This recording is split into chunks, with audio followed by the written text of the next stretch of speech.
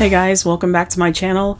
A couple weeks ago I did a video and then I released it last Monday, and it was my physical media haul for the months of March and April. And in that video I had discussed how I had planned on going through my entire physical media collection, rewatching everything, and kind of figuring out, if things are going to stay, if they're going to go. And so this video is my, I guess, rewatches, or what I watched in the month of March. I was going to combine March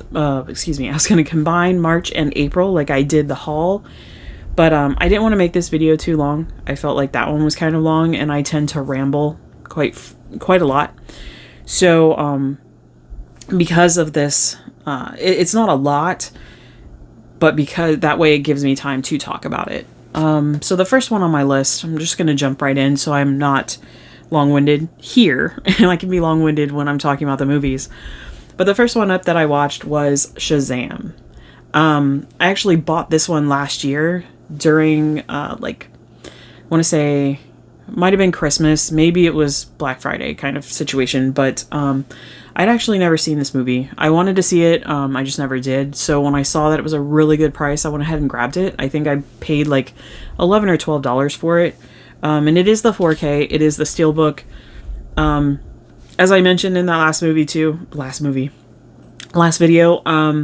not a huge fan normally of Steelbooks, but again, I'm going to go with whatever's cheaper. So if the Steelbook is cheaper than the other, I'm going to get it. And I know that seems sacrilege to some people because they love Steelbooks. I don't see the appeal just because they're so easily scuffed, so easily, coming dented or whatever. And then I have to be even more careful. I don't know. It's too much. But anyways, the movie was great. I feel like, I don't know, I would almost say this is maybe one of my, favorite superhero movies. It was very charming. And it's what I want personally from a superhero movie, where it's not taking itself entirely too serious. And while I loved some of the Marvel movies, I did watch everything up until Endgame on that side.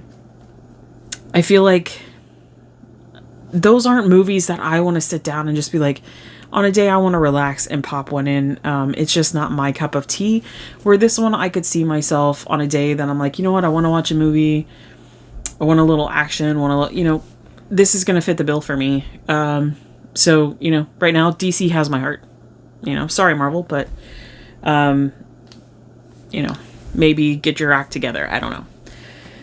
But, yeah, I really enjoyed Shazam, and, I don't know. That one I don't feel like I have to discuss, what it was about, because, it's a superhero movie, and if I try to give it, tell you, then I guess it gives it away. I don't know. So I'm just going to leave that as. I just know, really enjoyed it. So the next one on my list is not one that I would normally the type of movie. It would not normally be in my list, but I'm a huge Once Upon a Time fan, or I was. And so I absolutely adored Regina and Emma in that show. And so I loved, I went and I looked up the actresses. I had personally never seen, I don't think I had seen either one of them in anything else prior to. I know they had been in other things. So anyways, I went down a filmography situation on both Lana Parrilla and Jennifer Morrison. And in that, I was just buying everything. So I ended up picking up Bringing Ashley Home. So this is a film, a Jennifer Morrison film, or one that she's in. But it was an okay movie. It is a Lifetime movie, so again, not really my cup of tea, not something that I personally go, hey, I'm going to go to Lifetime and watch their movie. Their movies really don't do anything for me. Not a big fan on I don't know. I mean, I can't really say I'm not a fan of what would you call that? Real life movies, or whatever you call dramatizations. It's just the subject matters usually aren't something that I personally want to sit down and watch. So this one was basically, you know, Jennifer Morrison played Ashley, and she was just like I guess she was like a troubled teen. I don't really remember her, the age, but I know they were talking like, oh, she was, going to college. But I mean, again, you could be a little older and still going. But, so say late teens, early 20s, her character. And it was basically one of those things. She kind of had issues at home where she, it was not really bad, but it was just like she was wanting to be free, and her parents were just on her about like going to school, going to college, finding yourself, I guess. So she ends up going and staying with her sister instead, who's older, because she lives somewhere else, and it's like, hey, you have better opportunities out there. So she goes out there, and she had promised that she would get a job and do all this stuff, but instead she ended up partying all the time, and her sister was kind of getting fed up with it. But eventually she just kind of went missing. So it was the whole point. That's why it's called Bringing Ashley Home.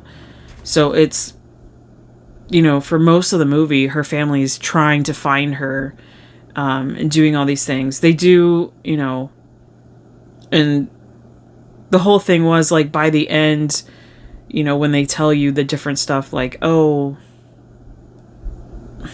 like the real life situation, they put up the words on the screen. Her family ended up creating this like organization or whatever for missing people and this, that, and the other. But again, it was an okay film. Like, to watch once, I was okay with it. But it's definitely not one that I'm going to keep in my collection, much less probably rewatch again. But I'm glad I watched it, so I can check that off of my list of JMO movies to get through. So anyways, that's that one. So that's definitely one staying, one going. The next one that I watched in the month of March was called Big Shot: Confessions of a Campus Bookie. I honestly thought, like, I had watched this one. That other one, that was the first watch for me, that Bringing Ashley Home. This one, I had watched before in my collection. And I honestly, when I went to watch this one again, I thought maybe I truly picked this one thinking, okay, this is going to be one that's going so I can, clear out room for all those ones in March that I bought. But I actually ended up, I think I'm keeping this one.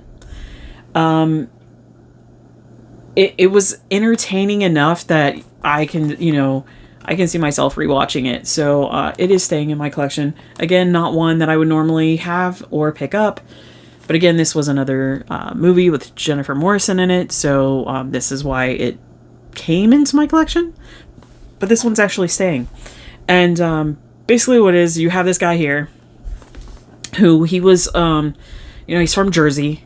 And he ended up getting accepted into this school way out, and I want to say it was Arizona or Nevada. It might have been Nevada, maybe, probably Nevada, I don't know, but anyways, Arizona, Nevada, one of those.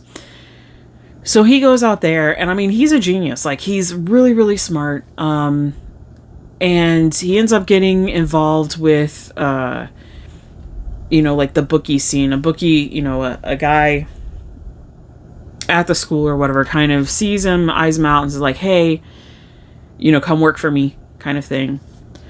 So he does. Then he ends up deciding, what, I can do this myself.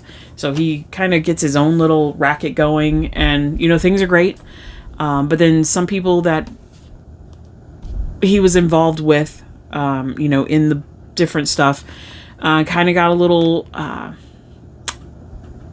zealous, so to speak, too big for their britches, whatever you want to call it. And so things started going a little crazy and stuff. But again, this was based on a true story. But yeah, it was entertaining. Again, not a movie I would normally have in my collection, but it is staying in my collection.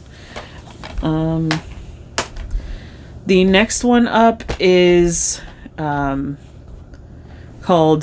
let's see, what is it called? Better Than Chocolate. This was a movie I've had forever, and I had it And I mean, I remember really liking it, like, forever ago, but after this rewatch, this is definitely leaving the collection. I feel like it's a little dated. Like, there's better things out there as far as, if you're wanting an LGBT, like, movie or whatever, there's other things that are much better. Back in the time, this was probably one of the better ones, but it's really, I don't know. It's not bad, but it's dated, and after watching it, I was like, you know what, it's okay, but again, I want my collection to say somewhat manageable, and so it's one of those, if I really sit there and think about it, I'm like, is this a movie that you are gonna eye and be like, you know what, I'm gonna watch that one tonight? It's not, and so it is leaving my collection. So there was that one. Next up in my list is that I watched is Pauly Shore is Dead. I feel like this is a running theme this month, apparently. Again, not a movie that would normally be in my collection. And honestly, the only reason why this was in my collection is I was really wanting to hunt down Son-in-Law.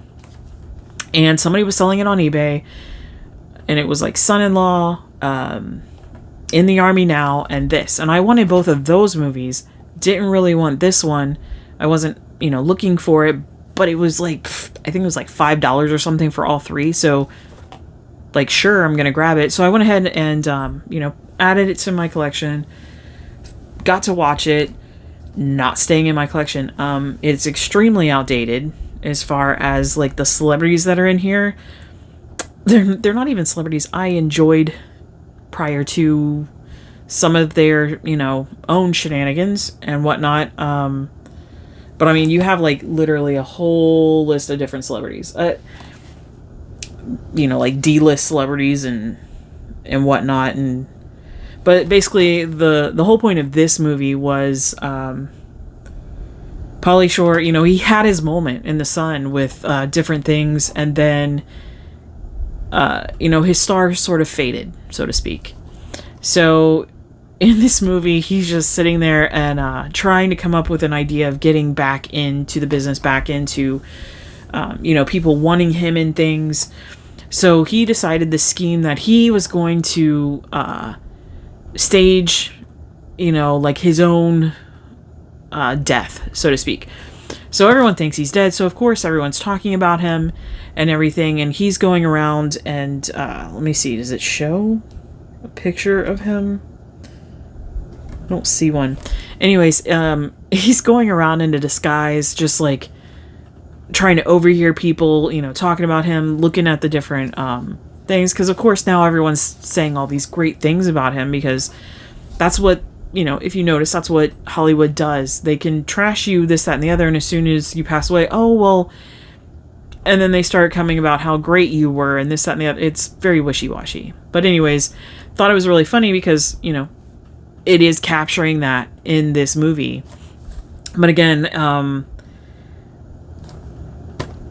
it's an okay movie as far as if I was flipping through, a streaming and probably came across it, I would probably start to watch it just out of amusement, because I used to love Pauly Shore. Like, I still love Son-in-Law. Like, that's probably one of my top 10 favorite movies. And, you've got Encino Man, you've got Biodome, In the Army Now. So you've got these different ones that are really, really great. And so that's why I wanted to go ahead and give this a shot, but it's not a great movie.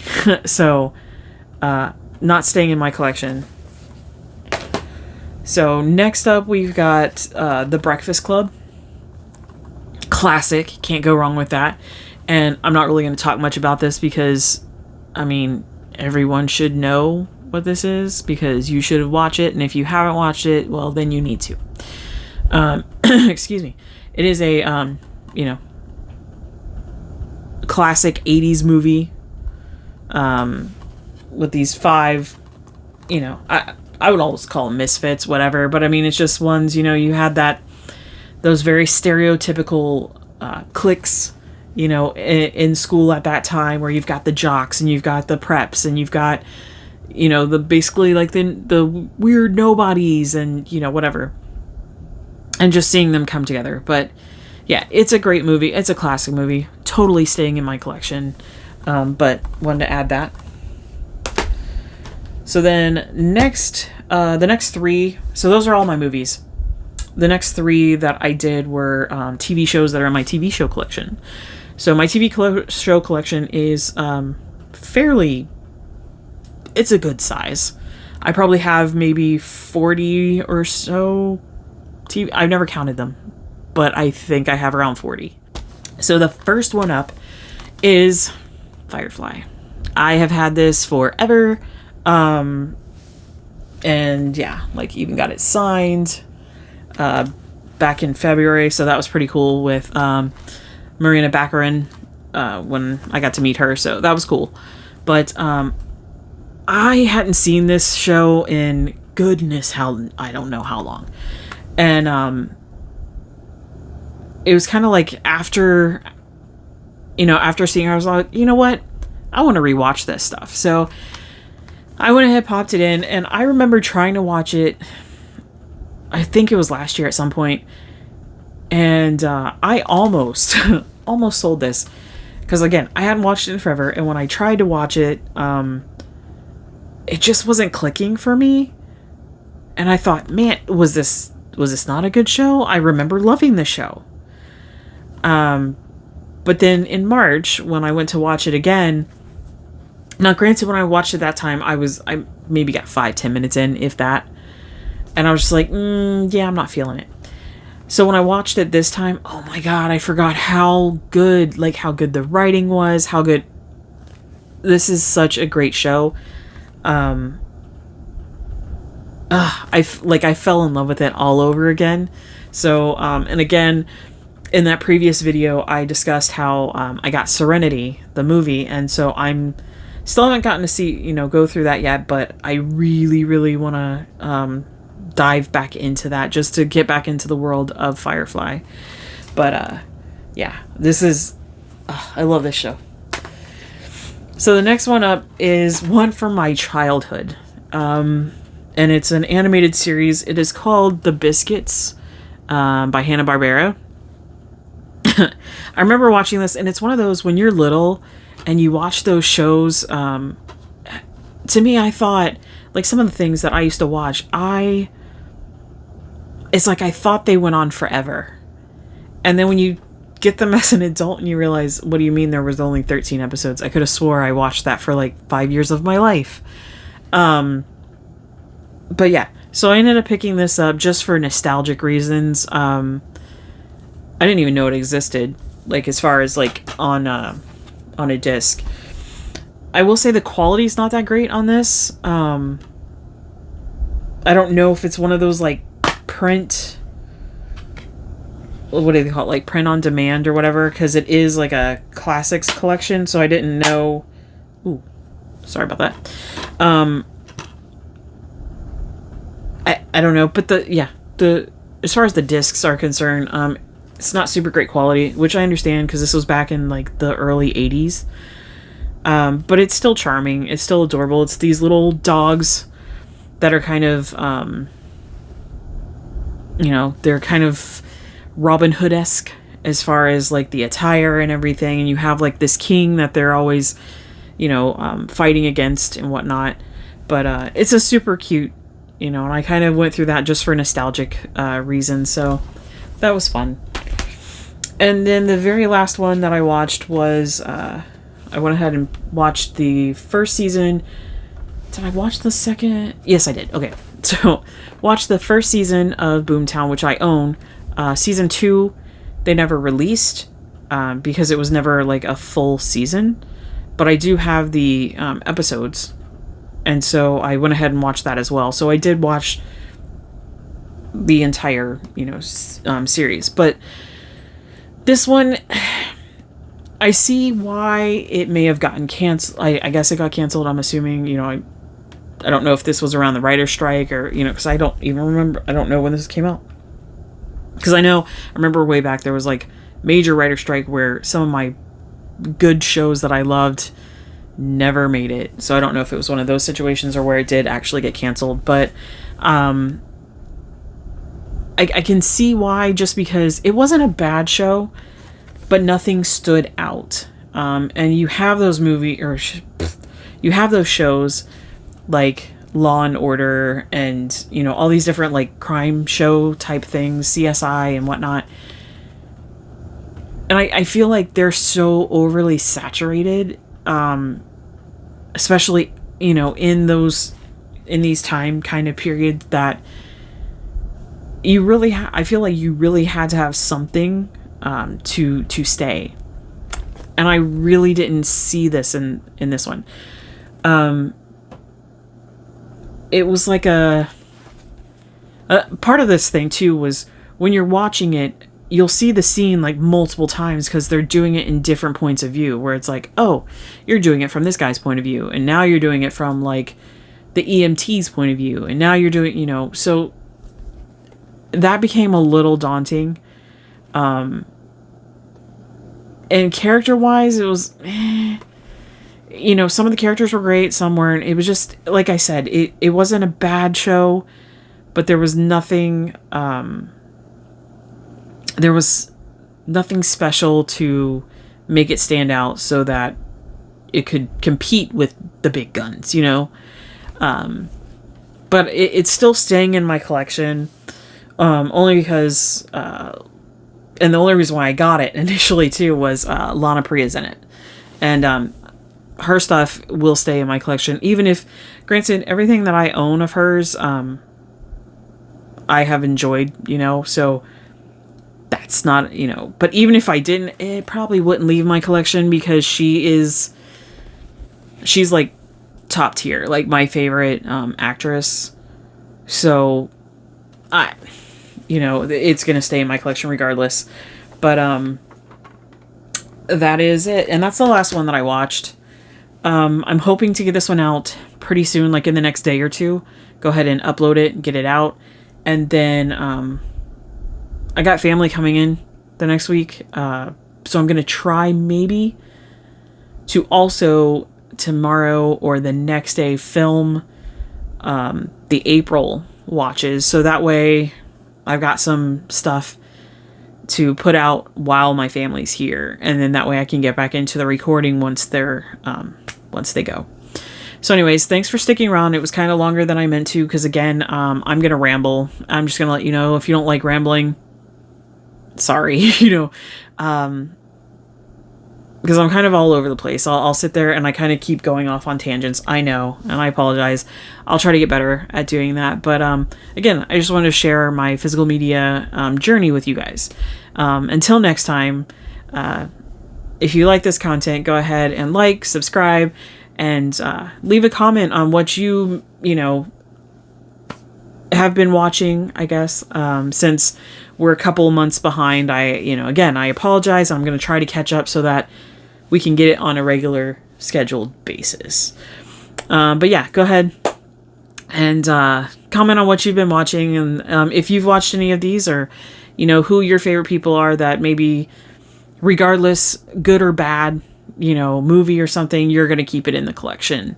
But until next time, take care, and I'll see you. Thanks. Bye.